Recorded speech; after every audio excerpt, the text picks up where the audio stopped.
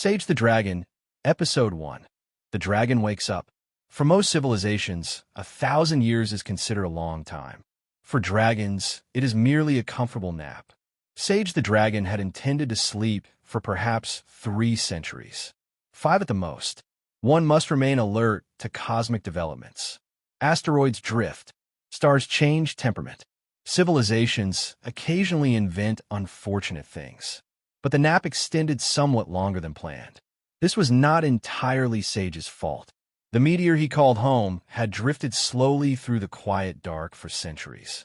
Its orbit had changed. Tiny gravitational nudges had accumulated. Eventually, the old rock found itself circling a blue and rather noisy planet. Inside the meteor, Sage stirred. His eyes opened slowly, glowing faintly in the crystalline chamber where he had curled himself into a spiral of scales and wings long ago. He stretched, which required several minutes. Dragon spines are complicated engineering. A faint chime sounded from one of the meteor's instruments. Sage glanced at a hovering display of light, studied it for a moment, and sighed in the patient way of very old beings. "Well," he said quietly to no one in particular, "it appears the humans have become interesting again." Sage rose and padded across the chamber.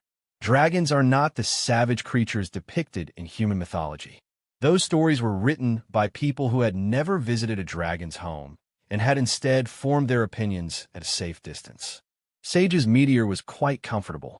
The interior contained vaulted crystalline halls grown from mineral lattices over many centuries.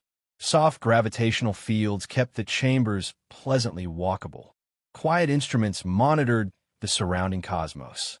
Most importantly, there was a kettle. Sage filled it carefully using a small still that condensed water from stored ice reserves. The kettle hummed as energy flowed into its copper coils. Tea was essential to contemplation.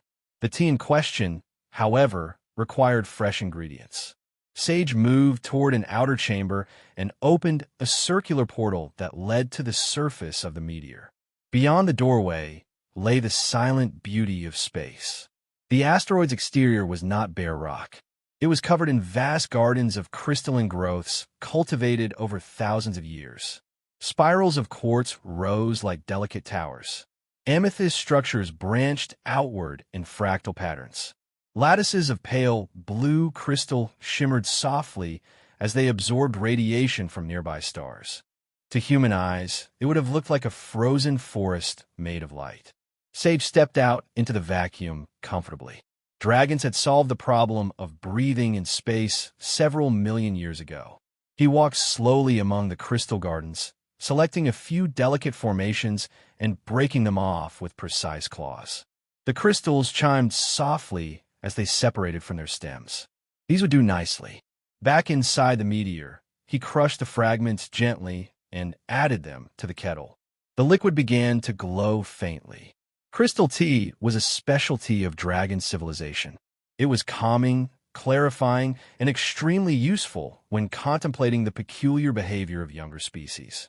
While the tea brewed, Sage walked toward a large observation aperture carved through the meteor's surface.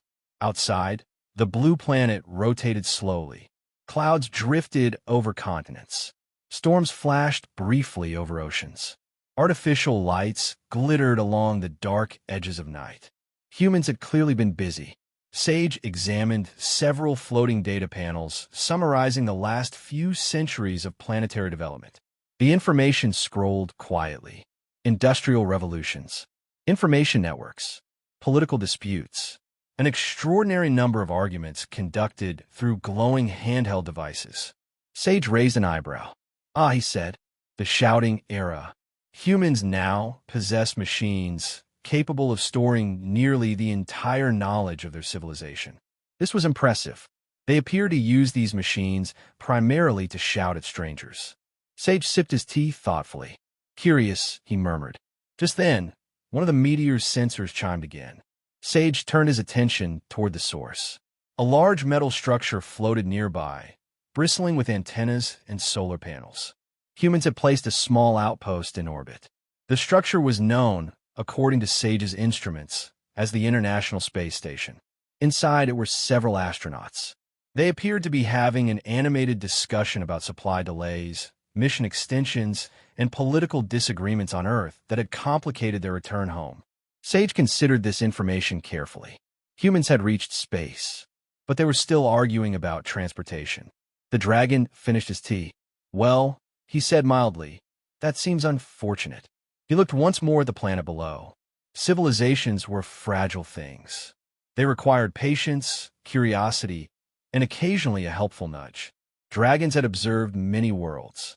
Some societies collapsed under their own confusion. Others eventually learned. The difference was often education. Sage set down his cup and turned toward the meteor's exterior door. Perhaps it was time to take a closer look. After all, humans have been trying to understand dragons for centuries. It seemed only polite to return the favor. And besides, Sage suspected the astronauts next door might appreciate a cup of tea.